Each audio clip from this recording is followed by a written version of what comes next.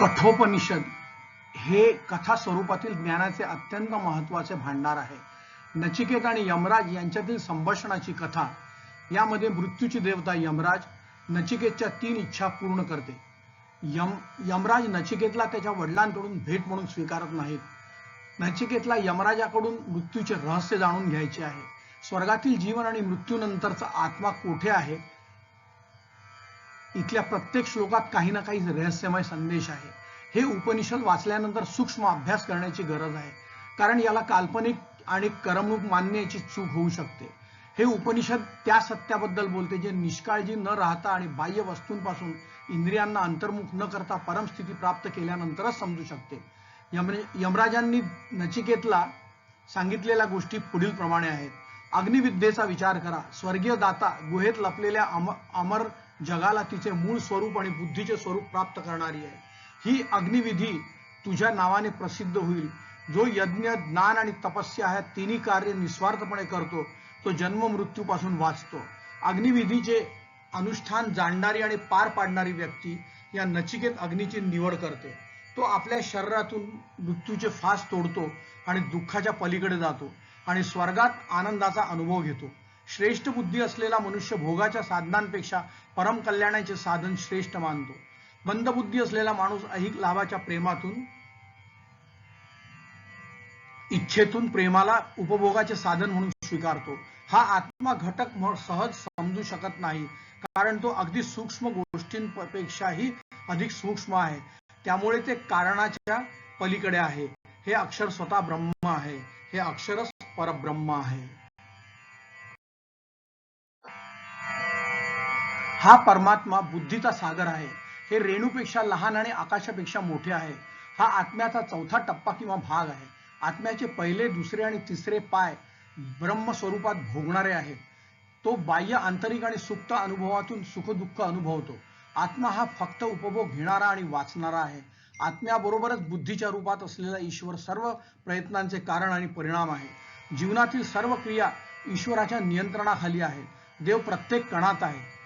भगवंताच्या या बुद्धिमान रूपाने आपल्या गुणांनी विविध प्रकारचे जीव निर्माण केले. हा देव वेगवेगळ्या प्रकारच्या जीवांमध्ये आपोआप उत्पन्न झाला. हा देव अनंत प्रकारात अग्नी, वायू, औषधी, वनस्पती, ग्रह, जीव, प्राणी यामध्ये प्रगट झाला आहे. अशा प्रकारे आत्मा कधीही मरत नाही किंवा मारला जात नाही. हे भगवान यमराजांनी नचिकेतला समजावून सांगितले. परमपुरुष श्रेष्ठ आहे हे जाणून घेतल्याने आत्मा मुक्त होतो आणि अमृत स्वरूप आनंदमय ब्रह्म प्राप्त करतो. जेव्हा मनासह 5 इंद्रिये चांगल्या प्रकारे स्थिर होतात आणि बुद्धी देखील कोणत्याही प्रकारचे प्रयत्न करीत नाही, या अवस्थेला परमगती म्हणतात. त्या इंद्रियाची स्थिर धारणा हा योग मानला जातो, कारण काळाचा साधक प्रमादरहित होतो. उदय आणि अस्त हा योग आहे. या साधकाच्या हृदयात असलेल्या सर्व इच्छा नष्ट होतात आणि माणूस मेल्यानंतर अमर होतो. केवळ यालाच ब्रह्माचा चांगला अनुभव येतो. मानवी शरीर हे एक साधन आहे. आत्मा इंद्रियांद्वारे सुख आणि दुःख अनुभवतो. दैवी बुद्धी हे साधन ब्रह्माद्वारे चालवते. अशा प्रकारे यमराजांनी नचिकेतला जीवनाचा अर्थ आणि जीवनाच्या चैतन्याची उत्पत्ती समजावून सांगितली. परमेश्वर बुद्धिमत्ता आहे. शरीर हे फक्त साधन आहे आणि सर्व क्रिया किंवा हालचाल भगवंतानेच केली आहे. मानवी शरीर हे एक साधन आहे. आत्मा इंद्रियांद्वारे सुख आणि दुःख अनुभवतो. दैवी बुद्धी हे साधन ब्रह्माद्वारे चालवते. अशा प्रकारे यमराजांनी नचिकेतला जीवनाचा अर्थ आणि जीवनाच्या चैतन्याची उत्पत्ती समजावून सांगितली. परमेश्वर बुद्धिमत्ता आहे. शरीर हे फक्त साधन आहे आणि सर्व क्रिया किंवा हालचाल भगवंतानेच केली आहे. मृत्यू हा भगवंताच्या ताब्यात आहे, यमराजाच्या हाती नाही. शरीराचा नाश करून मृत्यू म्हणजे हिंसाच होईल. यम म्हणजे प्रत्यक्ष अहिंसा. मात्र नचिकेतच्या मृत्यूची देवता असलेल्या यमराजाला स्वीकार अमान्य आहे. महर्षी यमराजांनी परमेश्वराची संपूर्ण लीला नचिकेतला समजावून सांगितली.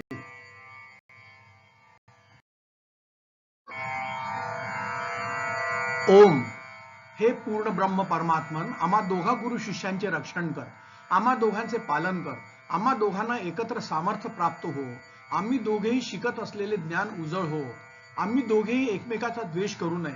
हे उपनिषद भगवंताच्या नामस्मरणाने सुरू होते. वाजश्रवाचा मुलगा उद्दालक, ज्याला यज्ञाचे फळ हवे होते, त्याने आपली सर्व संपत्ती ब्राह्मणांना दान केली. त्याला नचिकेत नावाचा मुलगा होता. दक्षिणा म्हणून दिलेल्या वृद्ध गायी बघून नचिकेत विचार करू लागला. कोणी शेवटचे पाणी प्यायले, कोणाचे दूध संपले, कोणाच्या इंद्रियांचा नाश झाला. अशा मरणासन्न गायींचे दान करणारा दाता नरक यातना भोगतो, म्हणून वडिलांना सावध केले पाहिजे. असा विचार करून त्याने वडिलांना सांगितले, मला कोणाला दान देणार? असे वारंवार विचारल्यावर वडील रागाने म्हणाले, मी तुला मृत्यूला दान करीत आहे. मी एक चांगला शिष्य आहे, मी कोणतेही निम्न दर्जाचे काम करीत नाही. असे कोणते यमराजद्वारे काम असू शकते जे वडील आज मला दान देऊन पूर्ण करीत आहेत? हे सूर्यपुत्र, अग्निदेव स्वतः ब्राह्मण अतिथींच्या रूपाने घरात प्रवेश करतात. त्यांचा सत्कार करण्यासाठी, पाय धुण्यासाठी पाणी घेऊन जा. त्याच्या घरी ब्राह्मण पाहुणे जेवल्याशिवाय राहतात. तो मंदबुद्धी सर्व प्रकारच्या आशा आणि प्रतीक्षा, सर्व प्रकारचे सुख, सत्कर्माचे फळ, समता, पुत्र, प्राणी यांचा नाश करतो. हे ब्राह्मण देवता, तू मला नमस्कार करण्यास योग्य अतिथी आहेस. हे ब्राह्मणा, तुला नमस्कार असो, जो माझ्या घरी 3 रात्री अन्नाविना राहिला आहे, म्हणून प्रत्येक रात्रीच्या बदल्यात माझ्याकडून 3 वरदान माग. हे मृत्यूच्या स्वामी, जसे माझे वडील गौतम वंशाचे उद्दालक, त्यांनी आनंदी, शांत, क्रोधरहित आणि खेदमुक्त व्हावे. तू मला परत पाठवल्यानंतर मी त्यांच्याकडे गेल्यावर त्यामुळे त्यांनी माझ्यावर विश्वास ठेवून माझ्याशी प्रेमाने बोलावे, हे पहिले वरदान मी मागतो. स्वर्गात किंचितही भीती नाही, मृत्यूही तिथे अस्तित्वात नाही. ना म्हातारपण, ना भूक, ना तहान. ते दुःखापासून दूर आनंद घेतात. हे मृत्यूच्या स्वामी, तुम्ही स्वतः अग्नीला वर सांगितलेल्या स्वर्गप्राप्तीचे साधन जाणता. कृपया मला व भक्तांना समजावून सांगा की स्वर्गवासी अमरत्व कसे प्राप्त करतात. मी माझा दुसरा वर म्हणून हे मागतो. हे नचिकेता, मी अग्निविद्या देणाऱ्याला चांगल्या प्रकारे जाणतो. मी तुम्हाला खूप चांगले समजतो. विचार करा की त्याचे मूळ स्वरूप आणि बुद्धीचे स्वरूप, अविनाशी लोकची प्राप्ती करणारी त्याची आधार स्वरूपा बुद्धिरूप गुफेमध्ये लपलेली आहे. बुद्धी हेच त्याचे उत्तर आहे. हे नचिकेता, मी तुझ्यासाठी जे आणले आहे ते अग्निविद्या स्वर्ग देणारी आहे. जो अग्नी तू दुसऱ्या वराकडे मागितला होता, तो अग्नी लोकांना नचिकेत नावानेच कळेल. हे नचिकेता, तिसरा वर माग. मृत व्यक्तीबद्दल शंका आहे असे म्हणतात की हा आत्मा मृत्यूनंतर राहतो, काही म्हणतात ते टिकत नाही. हे नीट समजावून घ्या. हे तिसरे वरदान मी मागतो. हे नचिकेता, देवांनाही याबद्दल शंका होती. हा विषय सूक्ष्म आहे, हे सहजासहजी कळत नाही. तू दुसरे वरदान माग. आत्मज्ञानाशी संबंधित हे वरदान मला परत कर. शतायुषी पुत्र, नातू, अनेक गायी, प्राणी, हत्ती, सोने, घोडे, विस्तारणारे भूमीचे साम्राज्य माग. तुला पाहिजे तोपर्यंत जग.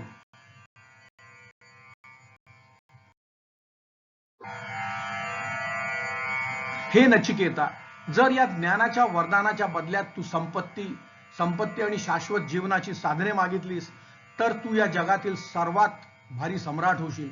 मी तुला सर्वोत्तम सुखांचा उपभोग करीन. माणसाकडून दुर्मिळ भोग माग.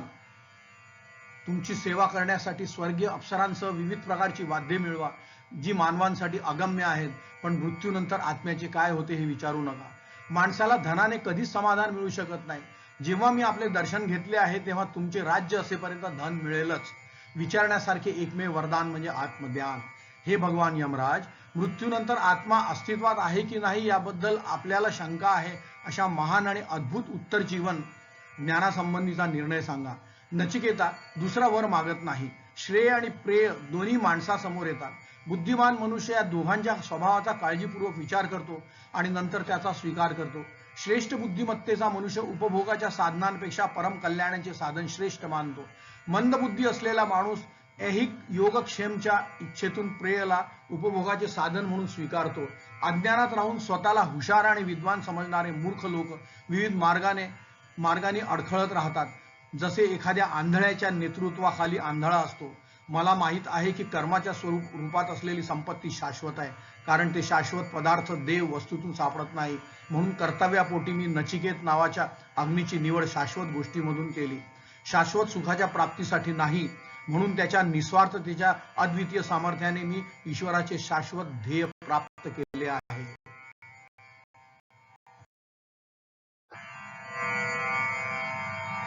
जो योग मायेच्या पडद्याआड लपलेला आहे तो सर्वव्यापी आहे आणि प्रत्येकाच्या हृदयाच्या पोकळीत वसलेल्या खोल अरण्यात वास करतो. अशा रीतीने शुद्ध बुद्धी असलेला साधक आध्यात्मिक योग साधन पाहण्यास कठीण असलेल्या परमात्म्याला समजतो आणि आनंद आणि दुःखाचा त्याग करतो.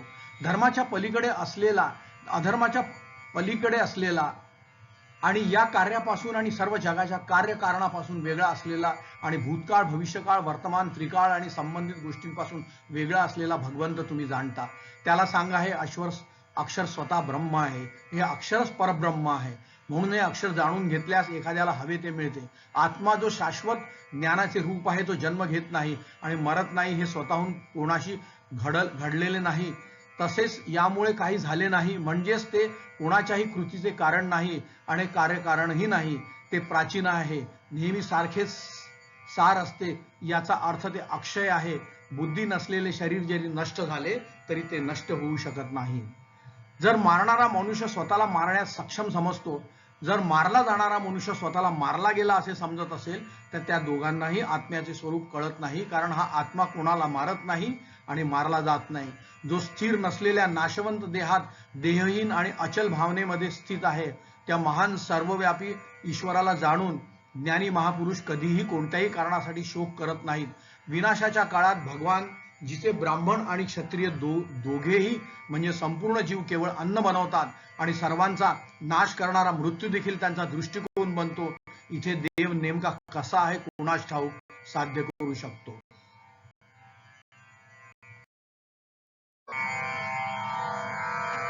जे यज्ञ करतात त्यांच्यासाठी हा दुःखाचा समुद्र पार करण्यास सक्षम असा सेतू आहे.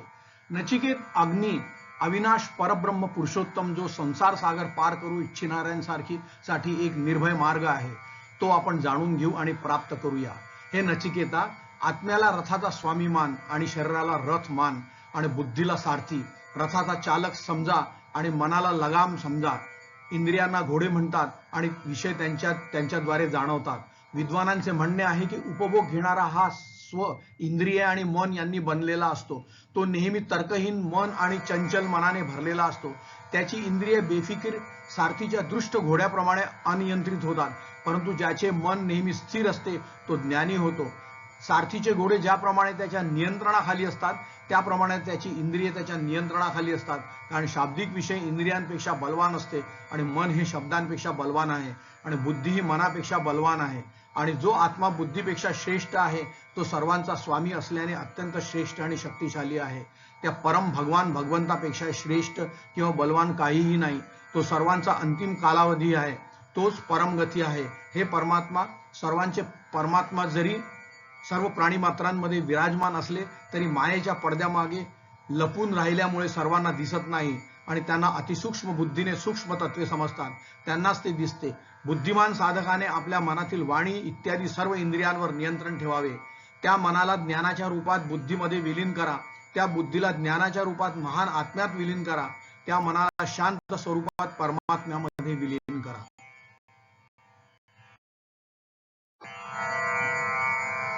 जे शब्दहीन स्पर्शहीन निराकार स्वादहीन आणि गंधहीन आहे ते सर्वव्यापी सत्य तत्व आहे. जे शाश्वत महान आत्म्यापेक्षाही श्रेष्ठ आहे त्याला परमात्मा म्हणून जाणल्याने मनुष्य मृत्यूच्या तावडीतून कायमचा मुक्त होतो. यमराजाने सांगितलेला नचिकेताचा शाश्वत किस्सा कथन ऐकून ज्ञानी मनुष्य ब्रह्मलोकात गौरव पावतो. सर्व इंद्रियांद्वारे जे बाहेरून जातात त्यांना स्वयंस्वरूपात भगवंताने निर्माण केले आहे. म्हणूनच मानवाने बहुतेक बाह्य वस्तू त्यांच्या इंद्रियाद्वारे पाहिल्या आहेत. केवळ एक बुद्धिमान मनुष्य ज्याला अमर दर्जा प्राप्त करण्याची इच्छा आहे त्याने आपले डोळे व इंद्रिये बाह्य वस्तूंपासून दूर केली आहेत. त्याचा आंतरिक आत्म्याला पाहिलेले आहे. त्याच्या कृपेने शब्द स्पर्श रूप चव गंध स्त्रियांचे सुख इत्यादी सुखांचा अनुभव येतो. त्याच्या कृपेने येथे जे उरले आहे हाच परमात्मा स्वप्नांची दृश्ये आणि जागृत अवस्थेची दृश्ये या दोन्ही अवस्थेतील दृश्ये पुन्हा पुन्हा पाहिली आहेत. सर्वांचा तो परम सर्वव्यापी आत्मा जाणून ज्ञानी लोक शोक करत नाहीत. जो हिरण्यगर्भाच्या रूपात पाण्याच्या पहिले प्रगट झाला होता, तपश्चर्येतून जन्मलेल्या अंतःकरणाच्या गुहेत प्रवेश केल्यावर जीवांसोबत राहणारा परमात्मा पाहणारा तो पहिला माणूस आहे. हाच परमात्मा जी देवतामयी आदिती प्राणासमेत उत्पन्न होते, प्राणियों सहित उत्पन्न होते, हृदयरूपी गुफेमध्ये प्रवेश करून तिथेच राहणारी आहे, तिला तो पुरुष बघतो आहे, तो सत्य आणि यथार्थ आहे, हाच परमात्मा. हे परमात्मा शुद्ध मनानेच प्राप्त होऊ शकते. या जगात एक परमात्मा आणि अनेक भिन्न भावना याशिवाय दुसरे काहीही नाही. जो परमेश्वराला नाना तऱ्हेने या जगाकडे पाहतो तो मनुष्य मृत्यूच्या द्वारे प्राप्त होतो, म्हणजे मनुष्य पुन्हा पुन्हा जन्म घेतो आणि मरत राहतो.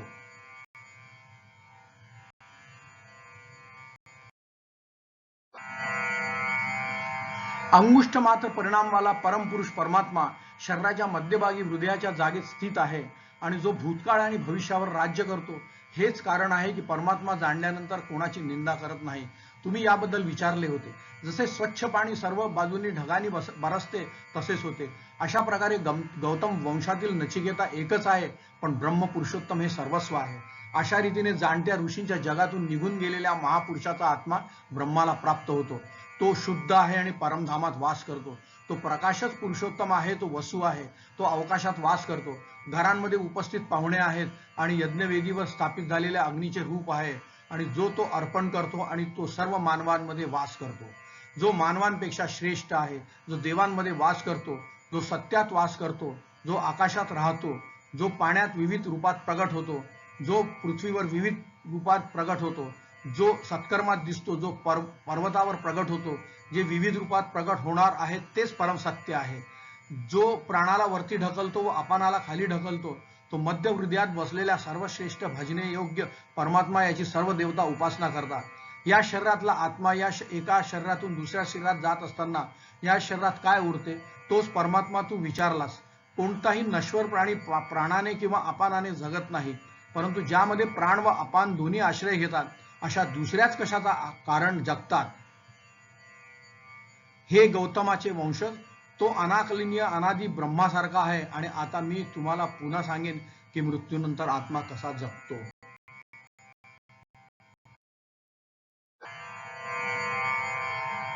ज्याचे कर्म त्याच्यानुसार आणि जी अनुभूती शास्त्र वगैरे ऐकून मिळते त्यांच्या मते शरीर धारण करण्यासाठी अनेक आत्मे वेगवेगळ्या प्रकारचे जन्म घेतात. इतर अनेक निश्चित भावनांचे अनुसरण करतात. ज्याप्रमाणे संपूर्ण ब्रह्मांडात प्रवेश केलेला एकच अग्नी निरनिराळ्या रूपात त्यांच्यासारखा होत आहे, त्याचप्रमाणे परम ब्रह्मदेव सर्व प्राणीमात्रांचा अंतरात्मा एकरूप असूनही निरनिराळ्या रूपात त्यांच्यासारखा होत आहे, रूपे आणि त्यांच्या बाहेरही. अशा प्रकारे संपूर्ण विश्वात एकच माणूस वेगवेगळी रूपे धारण करत आहे आणि त्यांच्या बाहेरही. ज्याप्रमाणे संपूर्ण विश्वात प्रवेश करणारी एकच वायू वेगवेगळ्या रूपात त्याच्याशी एकरूप होत आहे, त्याचप्रमाणे सर्व प्राणीमात्रांचा परमात्मा एक असूनही वेगवेगळ्या रूपात त्यांच्यासारखा होत आहे आणि त्यांच्या बाहेरही. प्रमाणे संपूर्ण विश्वाचा प्रकाश देणारा सूर्यदेव लोकांच्या डोळ्यांमुळे होणाऱ्या बाह्य दोषांमुळे प्रभावित होत नाही, त्याचप्रमाणे परमात्मा सर्व प्राणीमात्रांचा अंतरात्मा लोकांच्या दुःखाशी संलग्न नसतो. तो प्रत्येक गोष्टीत राहत असला तरी तो सर्वांपेक्षा वेगळा आहे. जो नीतिमत्तेत नित्य आहे, सचेतन प्राण्यांमध्ये एक चेतन प्राणी आहे, जो या अनेक जीवांसाठी त्याच्या कर्माच्या फळांच्या उपभोगाची व्यवस्था करतो. तो आपल्यात वास करणाऱ्या ज्ञानी माणसाला सतत पाहत असतो. केवळ त्यांनाच शाश्वत शांती प्राप्त होते, इतरांना नाही.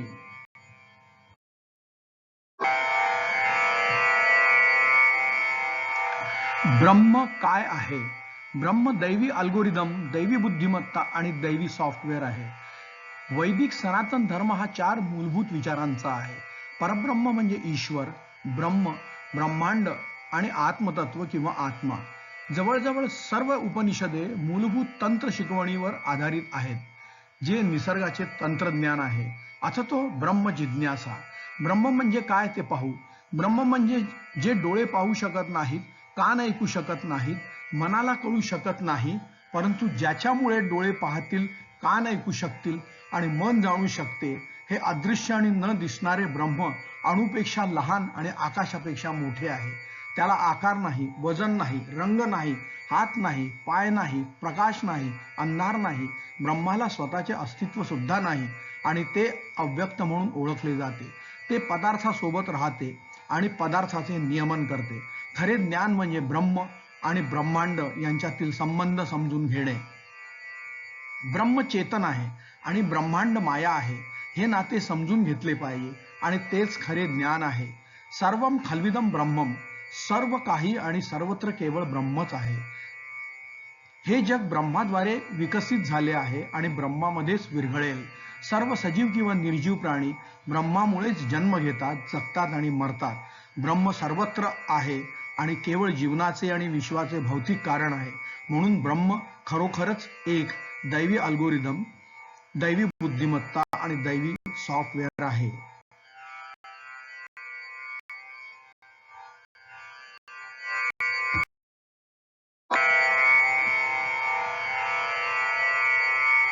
आमचा संपूर्ण व्यवहार हा पदार्थ आणि संबंधित जीवनाच्या तत्वाद्वारे होतो. द्रव्य किंवा मायेपेक्षा शुद्ध, भावनिक, असाधारण आहे. वैशेषिक तत्वज्ञानात स्पष्ट केल्याप्रमाणे त्याचा गुणधर्म, क्रिया किंवा अनुपस्थिती याच्याशी संबंध नाही. हे अणुपेक्षा सूक्ष्म आहे आणि विभाजित किंवा अस्पष्ट नाही. अणुपेक्षा लहान आणि सर्वात मोठ्यापेक्षा मोठा. जे डोळ्यांनी दिसू शकत नाही, स्पर्श केल्यावर जाणवू शकत नाही, ज्याला मूळ नाही, रूप किंवा रंग नाही, ज्याला डोळा किंवा कान असे कोणतेही भौतिक अवयव नाहीत, त्याला हात किंवा पाय नाही, जो शाश्वत आहे, तो पराक्रमी आहे, ते सर्व व्याप्त, सूक्ष्मातील सूक्ष्म, अविनाशी आणि सर्व जीवांचे जननेंद्रिय आहे. हे ज्ञानी आणि धीर गंभीर पुरुषांनी पाहिले आहे. जेथे डोळे पोहोचू शकत नाही, वाणी पोहोचू शकत नाही, मन पोहोचू शकत नाही, समजू शकत नाही किंवा चिकाटी नाही, ज्या पद्धतीने उपदेश केला जातो पण वेगळा दिसतो आणि कळत नाही, ही व्याख्या पूर्वजांकडून शिकायला मिळते. ब्रह्माचे कोणतेही भौतिक किंवा अभौतिक स्वरूप नाही, ते अव्यक्त आणि शुद्ध आहे. ब्रह्म शुद्ध आणि पवित्र आहे. ते ज्ञान प्रोग्रॅम नसून ज्ञानाचे स्वरूप प्रोग्रॅमर आहे.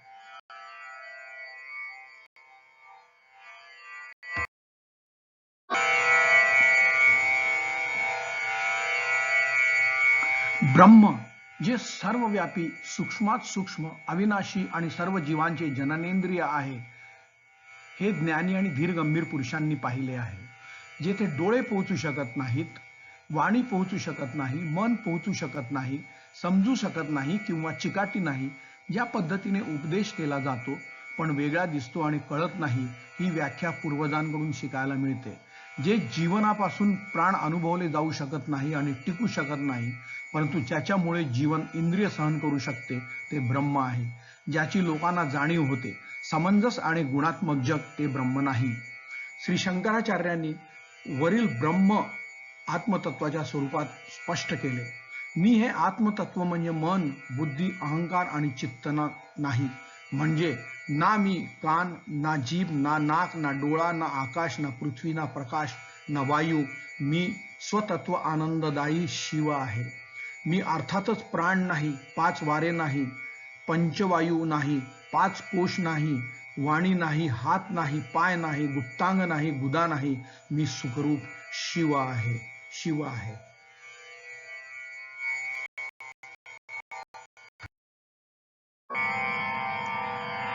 ओम सहनाववतु सहनौ भुनक्तु सह वीर्यं करवावहै तेजस्विनावधीतमस्तु मा विद्विषावहै. ओम शांती शांती शांती. ओम. हे पूर्ण ब्रह्म परमात्मन, आम्हा दोघा गुरु शिष्यांचे रक्षण कर, आम्हा दोघांचे पालन कर, आम्हा दोघांना एकत्र सामर्थ्य प्राप्त हो, आम्ही दोघेही शिकत असलेले ज्ञान उजळ हो, आम्ही दोघेही एकमेकाचा द्वेष करू नये.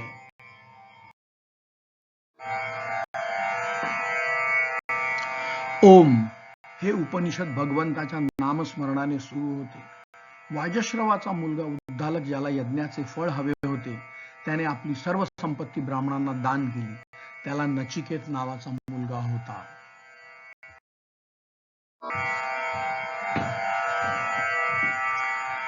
दक्षिणा म्हणून दिलेल्या वृद्ध गायी पाहून नचिकेत विचार करू लागला.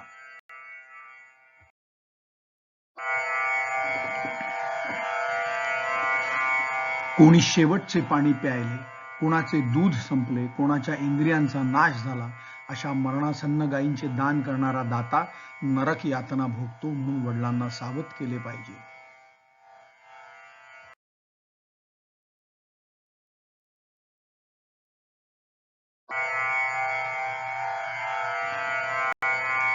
असा विचार करून त्याने वडिलांना सांगितले, मला कोणाला दान देणार आहे असे वारंवार विचारल्यावर वडील रागाने म्हणाले, मी तुला मृत्यूला दान करीत आहे.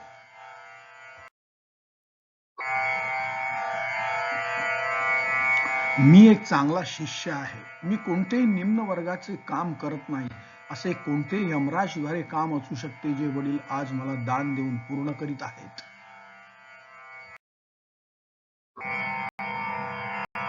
आपले पूर्वज जसे वागत आले आहेत, आजकाल सर्वोत्तम लोक कसे वागतात विचार करा. मरणारा माणूस दाण्यासारखा पिकतो, म्हणजे म्हातारा होऊन मरतो आणि दाण्यासारखा पुन्हा जन्म घेतो. हे सूर्यपुत्र, अग्निदेव स्वतः ब्राह्मण अतिथीच्या रूपाने घरात प्रवेश करतात. त्यांचा सत्कार करण्यासाठी, पाय धुण्यासाठी पाणी घेऊन जा.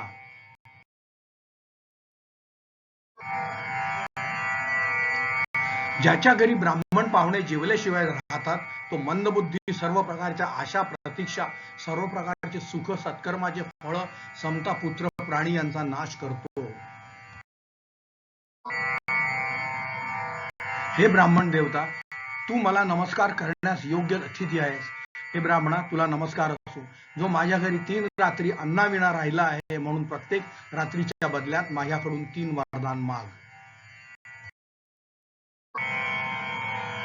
हे मृत्यूच्या स्वामी, जसे माझे वडील गौतम वंशाचे उद्धालक, त्यांनी आनंदी, शांत, क्रोधरहित आणि खेदमुक्त व्हावे. तू मला परत पाठवल्यावर मी त्यांच्याकडे गेल्यावर त्यामुळे त्यांनी माझ्यावर विश्वास ठेवून माझ्याशी प्रेमाने बोलावे, हे पहिले वरदान मी मागतो. माझ्या प्रेरणेने तुला मृत्यूच्या तावडीतून मुक्त झालेले पाहून अरुणचा मुलगा उद्धालक हा माझा मुलगा नचिकेत आहे असे मानेल. या पहिल्याप्रमाणेच तो दुःख आणि क्रोधापासून मुक्त होईल आणि आनंदाने शयन करेल. स्वर्गात किंचितही भीती नाही. मृत्यूही तिथे अस्तित्वात नाही. ना म्हातारपण, ना भूक, ना तहान. ते दुःखापासून दूर आनंद घेतात.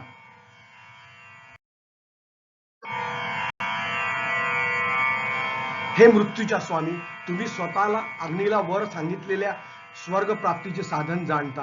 कृपया मला व भक्तांना समजावून सांगा की स्वर्गवासी अमरत्व कैसे प्राप्त करतात. मी माझा दुसरा वर म्हणून हे मागतो. हे नचिकेता, मी अग्निविद्या देणाऱ्याला चांगल्या प्रकारे जाणतो. मी तुम्हाला खूप चांगले समजतो. विचार करा की त्याचे मूळ स्वरूप आणि बुद्धीचे स्वरूप, अविनाशी लोकची प्राप्ती करणारी त्याची आधार स्वरूपा बुद्धिरूप गुहेमध्ये लपलेली आहे. बुद्धी हेच त्याचे उत्तर आहे. यमराजांनी नचिकेतला अग्निविद्येचा स्वर्गाचे कारण असा सल्ला दिला होता. नचिकेतने ते पुन्हा यमराजाला सांगितल्यावर यमराज समाधानी झाले आणि नचिकेतला म्हणाले,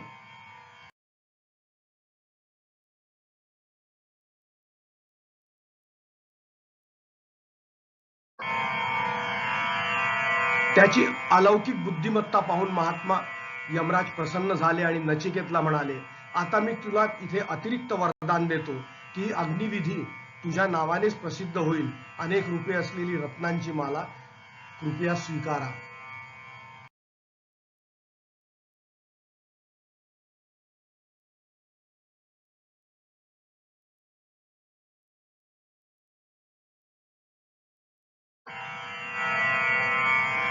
जो या अग्नीचा विधी शास्त्राने सांगितलेल्या रीतीने 3 वेळा करतो, ऋग्वेद, साम आणि यजुर्वेदाशी संबंध ठेवतो आणि यज्ञ, दान आणि तपस्या ही तिन्ही कर्म निस्वार्थपणे करतो, तो जन्म मृत्यूपासून वाचतो. जो ब्रह्मदेवापासून निर्माण झालेल्या सृष्टीला जाणतो आणि या अग्निदेवाला जाणतो, तो निस्वार्थपणे त्याची निवड करतो आणि या शाश्वत शांतीचा प्राप्ती करतो.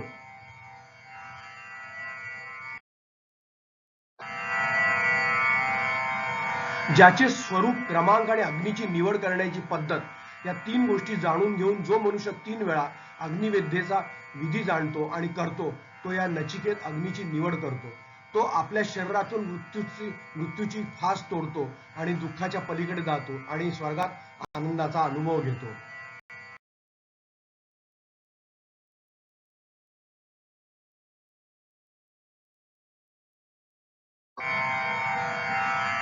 हे नचिकेता, मी तुझ्यासाठी जे आणले आहे ते अग्निविद्या स्वर्ग देणारी आहे. जो अग्नी तू दुसऱ्या वराकडे मागितला होता तो अग्नी लोकांना नचिकेत नावानेच कळेल. हे नचिकेता, तिसरा वर माग. मृत व्यक्तीबद्दल शंका आहे असे म्हणतात की हा आत्मा मृत्यूनंतर काही राहतो, काही म्हणतात ते टिकत नाही. हे नीट समजून घ्या. हे तिसरे वरदान मी मागतो.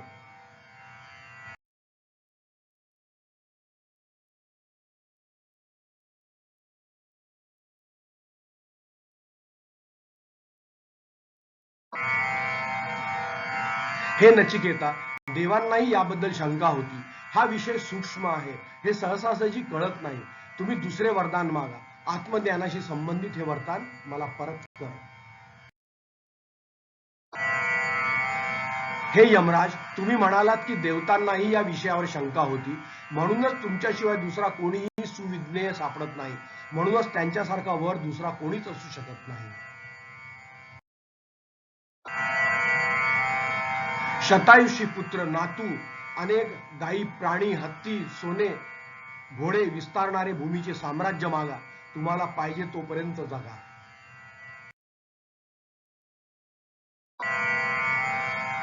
हे नचिकेता, जर या ज्ञानाच्या वरदानाच्या बदल्यात तू संपत्ती आणि शाश्वत गोष्टींची जीवनाची साधने मागितलीस तर तू या जगातील सर्वात भारी सम्राट होशील.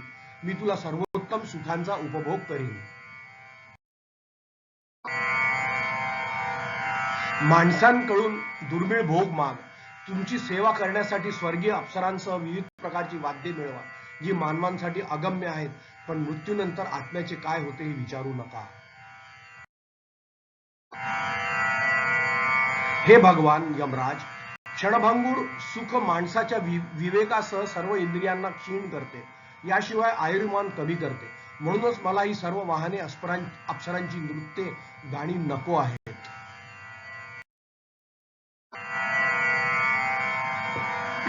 माणसाला धनाने कधीच समाधान मिळू शकत नाही. जेव्हा मी आपले दर्शन घेतले आहे तेव्हा तुमचे राज्य असेपर्यंत धन मिळेलच. विचारण्यासारखे एकमेव वरदान म्हणजे आत्मज्ञान. हा माणूस वृद्ध आहे आणि मृत्यूला प्रवण आहे. मानवी जगाचा रहिवासी असा कोण आहे की ज्याला हे तत्व नीट कळेल, ज्याला दीर्घकाळ जगायला आवडेल, सौंदर्य, खेळ आणि मौज मजा या गोष्टींचा पुन्हा पुन्हा विचार करावा वाटेल, वृद्धत्व नसलेल्या आणि मरण नसलेल्या महापुरुषाच्या सहवासात असूनही. हे भगवान यमराज, मृत्यूनंतर आत्मा अस्तित्वात आहे की नाही याबद्दल आपल्याला शंका आहे. अशा महान आणि अद्भुत उत्तर जीवन ज्ञानासंबंधीचा निर्णय सांगा. नचिकेता दुसरा वर मागत नाही. कल्याणाची साधने वेगळी आहेत आणि सुख उपभोगण्याची साधने वेगळी आहेत. भिन्न परिणाम देणाऱ्या दोन्ही माध्यमे माणसाला बांधतात. स्वतःला आकर्षित करा आणि दोघांमध्ये एक असा आहे जो कल्याणाची साधने स्वीकारतो, परंतु जो सांसारिक सुखाची साधने स्वीकारतो यथार्थ लाभाने भ्रष्ट होतो. श्रेय आणि प्रेय दोन्ही माणसासमोर येतात. बुद्धिमान माणूस या दोघांच्या स्वभावाचा काळजीपूर्वक विचार करतो आणि त्यानंतर त्याचा स्वीकार करतो. श्रेष्ठ बुद्धिमत्तेचा मनुष्य उपभोगाच्या साधनांपेक्षा परम कल्याणाचे साधन श्रेष्ठ मानतो. मंदबुद्धी असलेला माणूस ऐहिक योगक्षेमच्या इच्छेतून प्रेयला उपभोगाचे साधन म्हणून स्वीकारतो. हे नचिकेता, दिसायला अतिशय लाडके आणि सुंदर असलेल्या तू या जगाच्या आणि परलोकातील सर्व सुखांचा नीट विचार करून त्याग केला आहेस. ही संपत्ती रूप शृंखला प्राप्त झाली नाही, त्यात न अडकले अनेक लोक त्यात अडकतात.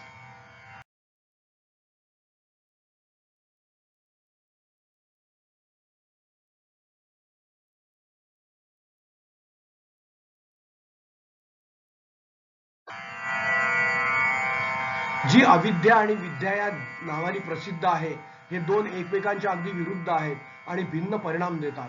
नचिकेता, मी तुला केवळ ज्ञानाची आस मानतो, कारण अनेक सुख तुम्हाला मोहात पाडू शकले नाहीत.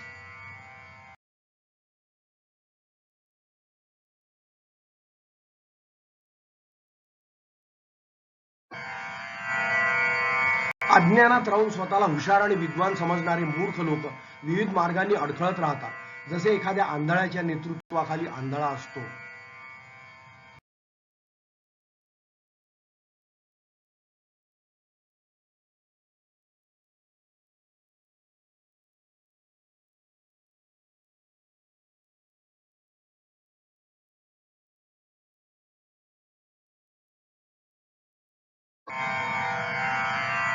अशा रीतीने जो अज्ञानी माणूस सतत ध्यानाच्या मोहात पडतो आणि निष्काळजी राहतो, त्याला परलोक कळत नाही. हे दृश्य जग हे एकमेव सत्य आहे हेच त्याला समजते. याशिवाय स्वर्ग नरक वगैरे नाही, अशा प्रकारे विश्वास ठेवणारा अहंकारी पुरुष पुन्हा पुन्हा माझ्या ताब्यात येतो. आत्मतत्व जो अनेकाला ऐकायलाही मिळत नाही, तो ऐकूनही अनेकांना समजू शकत नाही, या रहस्यमय आत्मतत्वाचे वर्णन करणारा महापुरुष विस्मयकारक आहे. ते मिळवण्यासाठी अत्यंत कुशल असा एकच माणूस आहे, ज्याने तत्वे प्राप्त केली आहेत. अशा जाणकार महापुरुषाकडून ज्याला शिक्षण मिळाले आहे, ज्याला आत्म्याचे सार जाणले आहे, तोही अद्भुत आणि अत्यंत दुर्मिळ आहे.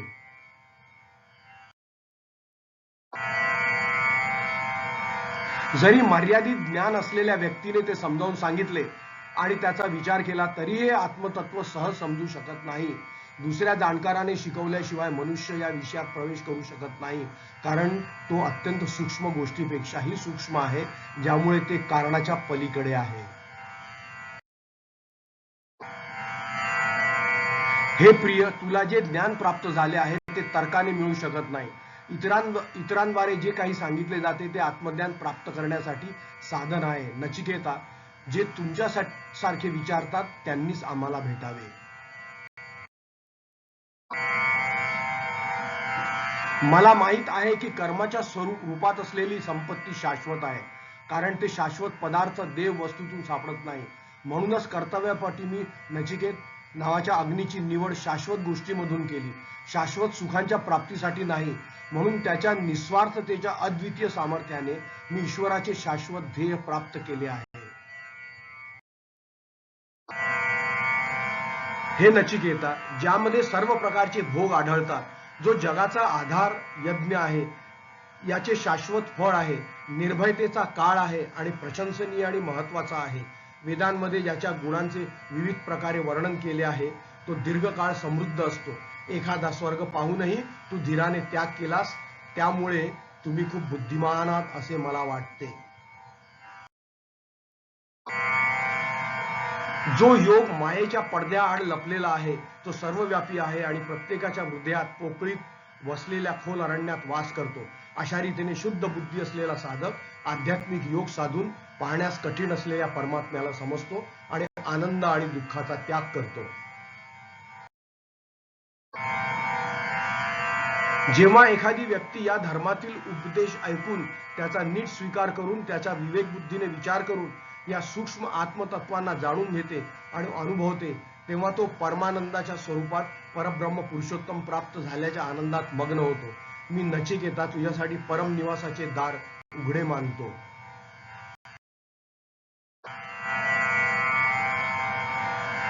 धर्माच्या पलीकडे असलेला, अधर्माच्या पलीकडे असलेला आणि या कार्यापासून आणि सर्व जगाच्या कार्यकारणापासून वेगळा असलेला आणि भूतकाळ, भविष्यकाळ, वर्तमान, त्रिकाळ आणि संबंधित गोष्टीपासून वेगळा असलेला भगवंत तुम्ही जाणता, त्याला सांगा. ज्यांचे अंतिम ध्येय संपूर्ण वेद वारंवार सांगतात, ज्याचे अंतिम ध्येय संपूर्ण संन्यास घेते, म्हणजे ज्याच्यासाठी जे साधन आहे त्याचे साधक ब्रह्मचर्य पाळतात, तो श्लोक मी तुम्हाला संदर्भावरून सांगतो. ते ओम हे एक अक्षर आहे. हे अक्षर स्वतः ब्रह्म आहे. हे अक्षरच परब्रह्म आहे. म्हणून हे अक्षर जाणून घेतल्यास एखाद्याला हवे ते मिळते. हा सर्वोत्तम आधार आहे. हे सर्वांचे परम आश्रय आहे. हा आधार नीट जाणल्याने साधकाचा ब्रह्मलोकात गौरव होतो. आत्मा जो शाश्वत ज्ञानाचे स्वरूप आहे, जो तो जन्म घेत नाही आणि मरत नाही, हे स्वतःहून कोणाशी घडलेले नाही, तसेच त्यामुळे काही झाले नाही, म्हणजेच ते कोणाच्याही कृतीचे कारण नाही आणि कार्यकारणही नाही. ते प्राचीन आहे, नेहमी सारखे सार असते, याचा अर्थ ते अक्षय आहे आणि बुद्धी नसलेले शरीर जरी नष्ट झाले तरी ते नष्ट होऊ शकत नाही.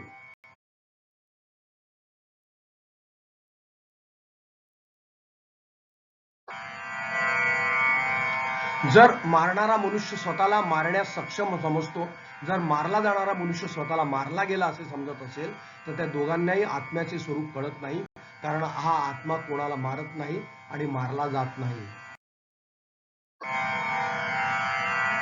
या जीवाच्या अंतःकरणातील गुहेत वास करणारा भगवंत सूक्ष्मात सूक्ष्म आणि श्रेष्ठ श्रेष्ठ आहे. इच्छा आणि चिंता नसलेला दुर्लभ साधक केवळ परमात्म्याच्या कृपेनेच त्याचे तेज बघू शकतो. तो देव बसूनच दूरपर्यंत पोहोचतो, बाकी सर्व काही झोपूनही चालते. ऐश्वर्याच्या नशेतून जन्माला आलेल्या भगवंताला जाणण्यास माझ्याशिवाय दुसरा कोण समर्थ आहे?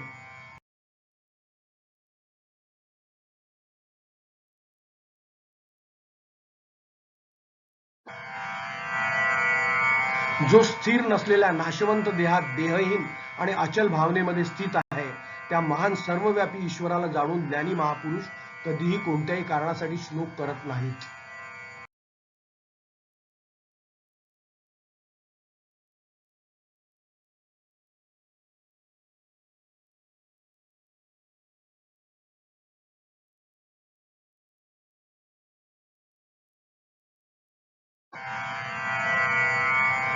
हे परम ब्रह्मदेव प्रवचनाने किंवा बुद्धी किंवा खूप श्रवण करूनही प्राप्त होऊ शकत नाही. ज्याने त्याला स्वीकारले त्यालाच ते साध्य करता येते, कारण हा देव त्याचे खरे स्वरूप त्याला प्रकट करतो.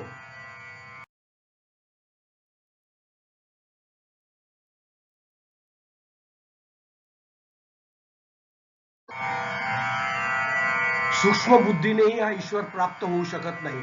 अशा व्यक्तीला ज्याने वाईट आचरण सोडले नाही, जो चंचल आहे किंवा ज्याचे मन आणि इंद्रिय नियंत्रित नाहीत आणि ज्याच्या मनाला शांती नाही, तो हे साध्य करू शकत नाही.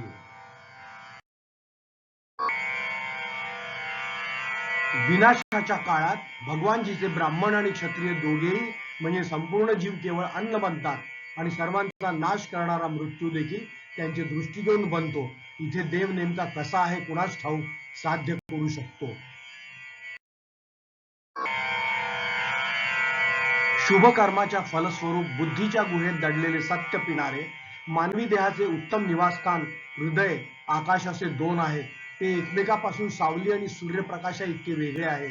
हे ब्रह्ममित्र ज्ञानी महापुरुष आणि नचिकेत अग्नी 3 वेळा निवडलेल्या पंचाग्नी संपन्न गृहस्थांनी सांगितले आहे.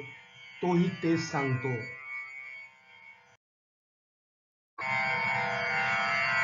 जे यज्ञ करतात त्यांच्यासाठी हा दुःखाचा समुद्र पार करण्यास सक्षम असा सेतू आहे. नचिकेत अग्नी अविनाशी परब्रह्म पुरुषोत्तम जो संसार सागर पार करून इच्छिणाऱ्यांसाठी हा निर्भय मार्ग आहे, तो आपण जाणून घेऊ आणि प्राप्त करूया.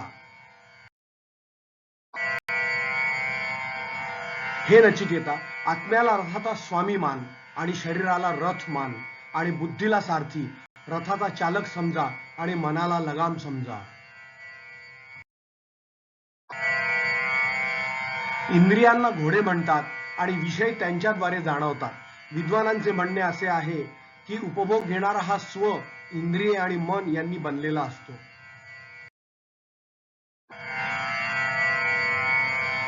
जो नेहमी तर्कहीन मन आणि चंचल मनाने भरलेला असतो, त्याची इंद्रिय बेफिकर सारथीच्या दृष्ट घोड्याप्रमाणे अनियंत्रित होतात. परंतु ज्याचे मन नेहमी स्थिर असते तो ज्ञानी होतो. सारथीचे घोडे ज्याप्रमाणे त्याच्या नियंत्रणाखाली असतात, त्याप्रमाणे त्याची इंद्रिये त्याच्या नियंत्रणाखाली असतात. ज्याचे मन नेहमी निर्बुद्ध असते तो अनियंत्रित आणि अपवित्र राहतो. तो सर्वोच्च पद प्राप्त करू शकत नाही. उलट तो पुन्हा पुन्हा जन्ममृत्यूच्या ऐहिक भेऱ्यात भटकत राहतो. पण जो सदैव समतोल व शुद्ध मनाने ज्ञानी असतो त्याला सर्वोच्च पद प्राप्त होते. तिथून माणूस परत येत नाही आणि पुन्हा जन्म घेत नाही. ज्याला विवेक बुद्धी लाभलेली असते आणि सारथी असतो, तो लगाम आपल्या ताब्यात ठेवतो. ऐहिक मार्गाच्या पलीकडे तो पोहोचल्यानंतर तो सर्वव्यापी परम ब्रह्म पुरुषोत्तम परमेश्वराच्या सुप्रसिद्ध सर्वोच्च पदाची प्राप्ती करतो. कारण शाब्दिक विषय इंद्रियांपेक्षा बलवान असते. मन हे शब्दांपेक्षा बलवान आहे आणि बुद्धी मनापेक्षा बलवान आहे. आणि जो आत्मा बुद्धीपेक्षा श्रेष्ठ आहे तो सर्वांचा स्वामी असल्याने अत्यंत श्रेष्ठ आणि शक्तिशाली आहे. भगवंताची अव्यक्त माया शक्ती त्या जीवात्म्यापेक्षा बलवान आहे. ती अव्यक्त मायेपेक्षा श्रेष्ठ आहे. स्वतः परम परमेश्वर आहे. त्या परम भगवंतापेक्षा श्रेष्ठ किंवा बलवान काहीही नाही. तोच सर्वांचा अंतिम कालावधी आहे. तोच परम गती आहे.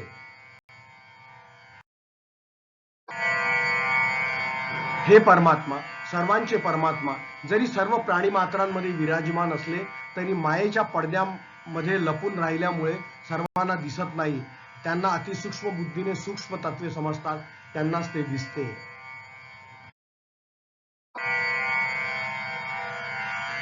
बुद्धिमान साधकाने आपल्या मनातील वाणी इत्यादी सर्व इंद्रियांवर नियंत्रण ठेवावे. त्या मनाला ज्ञानाच्या रूपात बुद्धीमध्ये विलीन करा. त्या बुद्धीला ज्ञानाच्या रूपात महान आत्म्यात विलीन करा. त्या मनाला शांत स्वरूपात परमात्म्यामध्ये विलीन करा. हे मानवा, उठा, जागे व्हा, महापुरुषांकडे जा आणि परात्पर परमात्म्याला जाणा.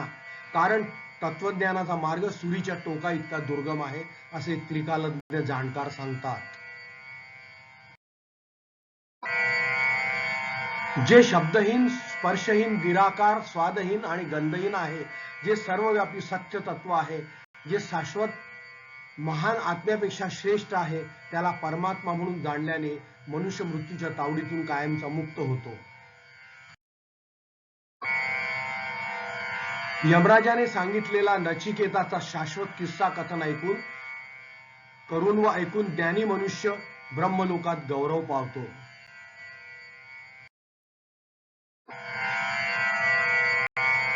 ब्राह्मणांच्या मेळाव्यात किंवा श्राद्धाच्या वेळी जो व्यक्ती पूर्णपणे शुद्ध होतो आणि परमरहस्य कथन करतो, एखाद्याला ऐकणे हे त्याचे स्वरूप आणि कृती अमर्याद बनवण्यास सक्षम आहे.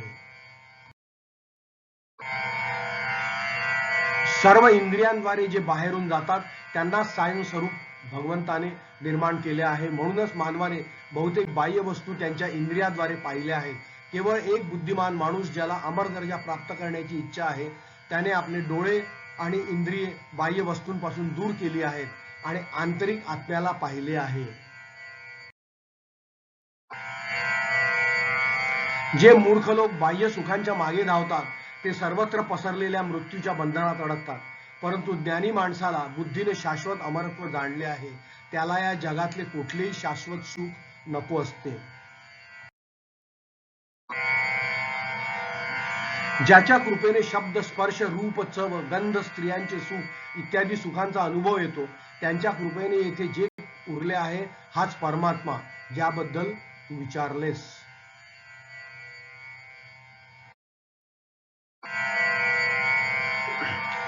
स्वप्नांची दृश्य आणि जागृत अवस्थेची दृश्य या दोन्ही अवस्थेतील दृश्य पुन्हा पुन्हा पाहिली आहेत. सर्वांचा तो परम सर्वव्यापी आत्मा जाणून ज्ञानी लोक शोक करत नाहीत.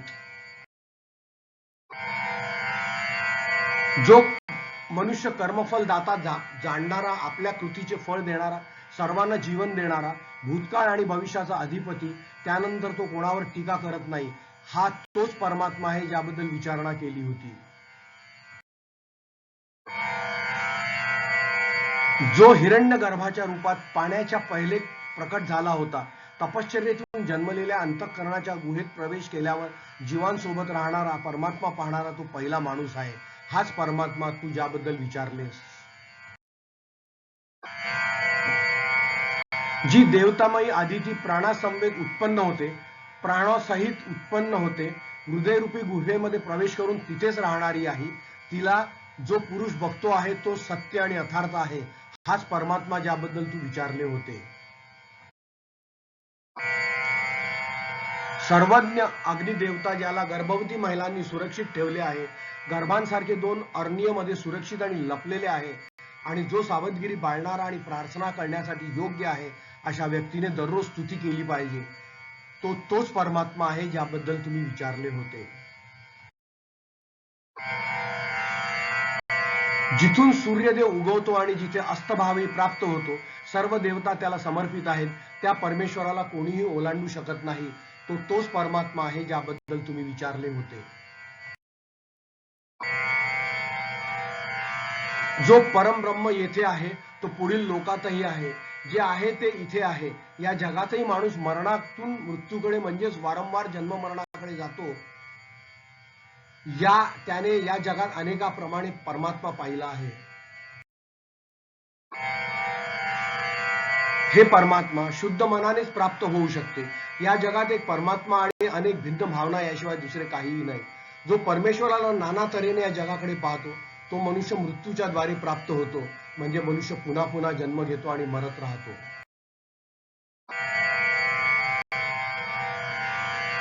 अंगुष्ठ मात्र परिणामवाला परमपुरुष परमात्मा शरीराच्या मध्यभागी हृदयाच्या जागेत स्थित आहे आणि जो भूतकाळ आणि भविष्यावर राज्य करतो.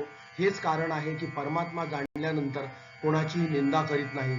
तुम्ही याबद्दल विचारले होते. अंगुष्ठ परिणामवाला परम भगवान धूरविरहित ज्योतीसारखे आहे. तो परमात्मा जो भूतकाळ वर्तमान आणि भविष्य यावर राज्य करतो तो आजही आहे आणि उद्याही आहे. म्हणजे तो अनादी आणि शाश्वत आहे. तोच परमात्मा आहे ज्याबद्दल तुम्ही विचारले होते.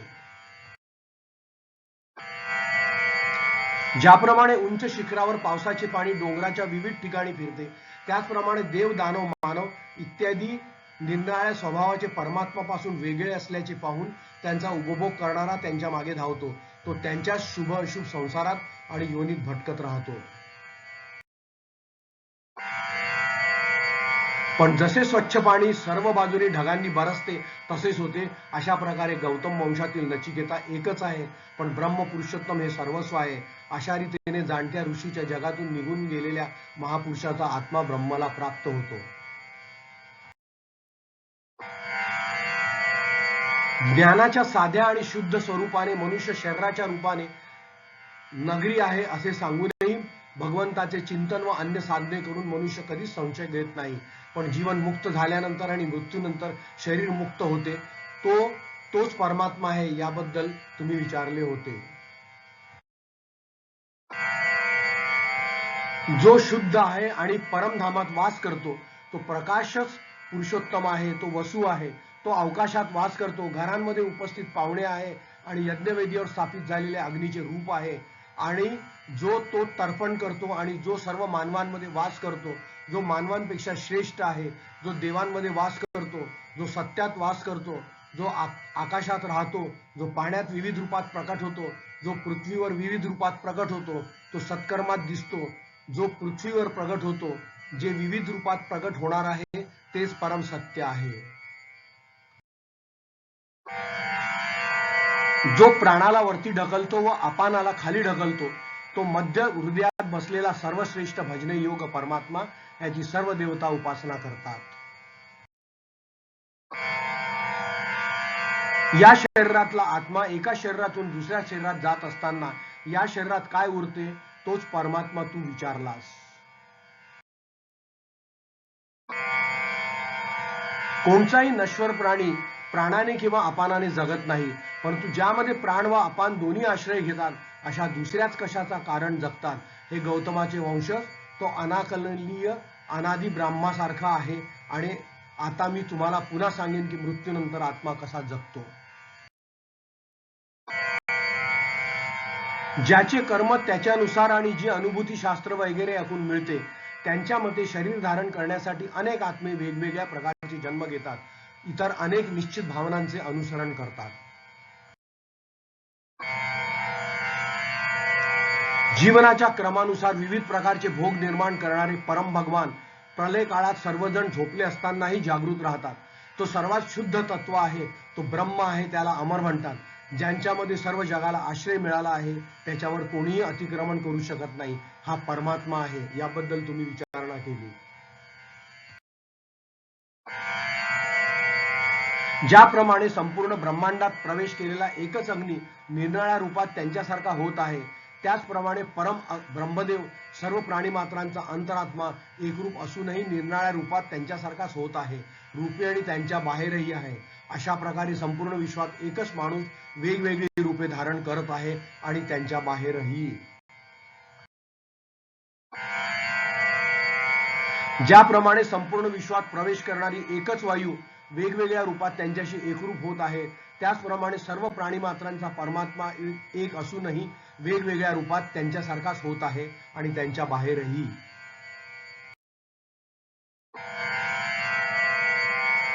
ज्याप्रमाणे संपूर्ण विश्वाचा प्रकाश देणारा सूर्यदेव लोकांच्या डोळ्यांमुळे होणाऱ्या बाह्य दोषांमुळे प्रभावित होत नाही, त्याचप्रमाणे परमात्मा सर्व प्राणीमात्रांचा अंतरात्मा लोकांच्या दुःखाशी संलग्न नसतो.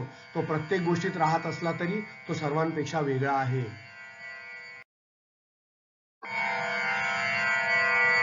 सर्व प्राणीमात्रांच्या अंतर्यामी असलेला आणि सर्वांवर नियंत्रण असलेला एकमेवाद्वितीय अद्वितीय ईश्वर अनेक प्रकारे आपले एक रूप धारण करतो.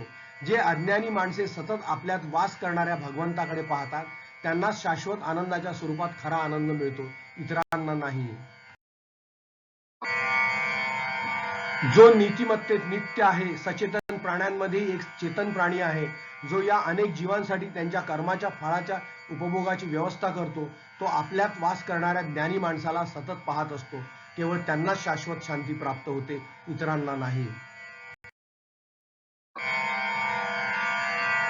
ते अनिर्वचनीय परमसुख केवळ ईश्वर आहे, याचा अर्थ जाणकार लोक मानतात.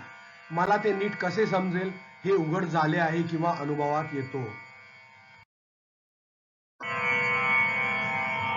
तेथे सूर्य किंवा चंद्र चमकत नाही आणि न ताऱ्यांचा नक्षत्र चमकतो आणि तेथे विजाही प्रकाशित होत नाही.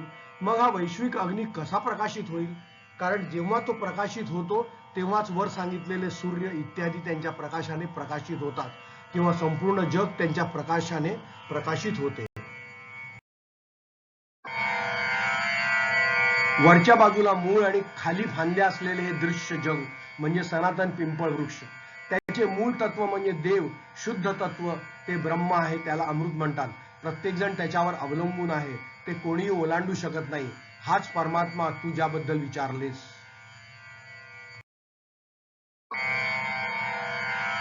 हे सर्व जग जे काही आहे ते परमात्म्यापासून उत्पन्न झाले आहे. जीवनाच्या त्या स्वरूपामध्ये तो परमेश्वर उत्पन्न करतो, प्रयत्न करतो. जे लोक सर्वशक्तिमान परमेश्वराला या वज्रसारख्या महान भयाच्या रूपात ओळखतात ते अमर होतात, म्हणजेच आपण जन्ममृत्यूपासून मुक्त होतो. ज्याच्या भीतीमुळे आग पेटते, ज्यामुळे सूर्य भीतीने तापत आहे आणि या भीतीमुळे इंद्र, वायू आणि पाचवे मृत्यूदेव आपापल्या कामात गुंतले आहेत. शरीर कोसळण्यापूर्वी साधकाला या मानवी देहात भगवंताचा साक्षात्कार झाला तर बरे, अन्यथा अनेक कल्पांसाठी शरीरात विविध जग आणि प्रजाती योनीमध्ये अस्तित्वात राहणे भाग पडते.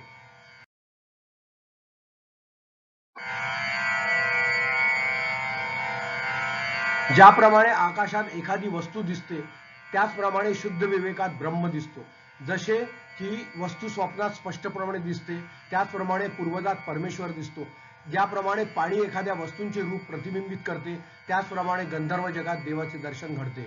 ब्रह्मलोकात आत्मा आणि ईश्वर या दोघांचे स्वरूप सावली आणि सूर्यप्रकाशा इतके स्पष्टपणे दिसते.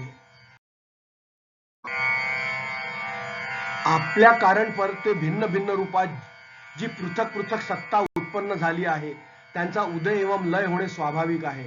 हे आत्म्याचे विलक्षण स्वरूप समजावून विद्वान शोक करीत नाही. इंद्रियांपेक्षा मन श्रेष्ठ आहे, मनापेक्षा बुद्धी श्रेष्ठ आहे, बुद्धीपेक्षा जीवात्मा श्रेष्ठ आहे आणि जीवात्म्यापेक्षा अव्यक्त शक्ती उत्तम आहे. पण तो सर्वव्यापी आणि पूर्ण निराकार परमात्मा अव्यक्तापेक्षा श्रेष्ठ आहे हे जाणून घेतल्याने आत्मा मुक्त होतो आणि आनंदमय ब्रह्मदेवाला अमृत स्वरूप प्राप्त करतो.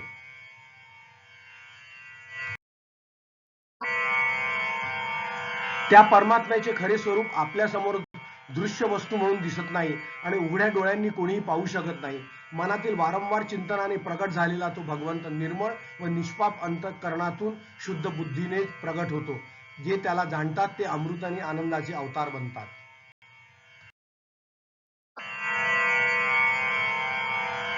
जेव्हा मनासह 5 इंद्रिये संपूर्णपणे स्थिर होतात आणि बुद्धीही काही प्रयत्न करीत नाही, तेव्हा त्या अवस्थेला परमगती म्हणतात. त्या इंद्रियाची स्थिर धारणा हा योग मानला जातो, कारण काळाचा साधक प्रमाद रहित होतो. उदय आणि अस्त योग आहे. त्या परमात्म्याची प्राप्ती ना वाणीने, ना मनाने, ना डोळ्यांनी होऊ शकते. मग ते नक्कीच आहे हे सांगण्याशिवाय इतर कोणाला ते कसे मिळेल? म्हणून तो देव निश्चितपणे प्रथम अस्तित्वात आहे, अशा प्रकारे ते निश्चितपणे स्वीकारले पाहिजे. म्हणजे आधी त्याच्या अस्तित्वाबद्दल ठामपणे ठरवले पाहिजे, तदनंतर ते तत्वज्ञानातूनही प्राप्त झाले पाहिजे. या दोन्ही मार्गांनी हे सत्य आहे की जो साधक भगवंताचे अस्तित्व निश्चितपणे स्वीकारतो, त्याला भगवंताचे सात्विक रूप आपोआपच शुद्ध अंतःकरणात दिसून येते. या साधकाच्या हृदयात असलेल्या या सर्व इच्छा नष्ट होतात आणि मरण धर्म मनुष्य अमर होतो.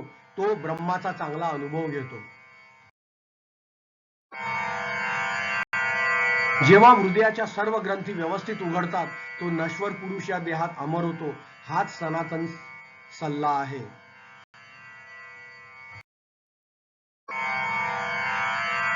हृदयाच्या एकूण 101 नाड्या आहेत. त्यापैकी एक मूर्धा कपाळ दिशेने बाहेर पडत आहे, त्याला सुषुम्ना म्हणतात, ज्याद्वारे वडील लोकांकडे जाऊन मनुष्याला अमरत्वाचे अमृत प्राप्त होते. दुसऱ्या 100 नाड्या मृत्यूच्या वेळी सजीवांना विविध प्रकारच्या प्रजाती योनीकडे नेण्यासाठी आहे.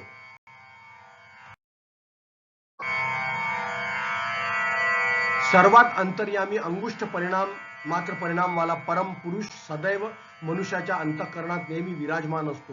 ते स्वतःपासून आणि आपल्या शरीरापासून संयमाने वेगळे करण्याचा प्रयत्न करा. याला शुद्ध अमृत समजा.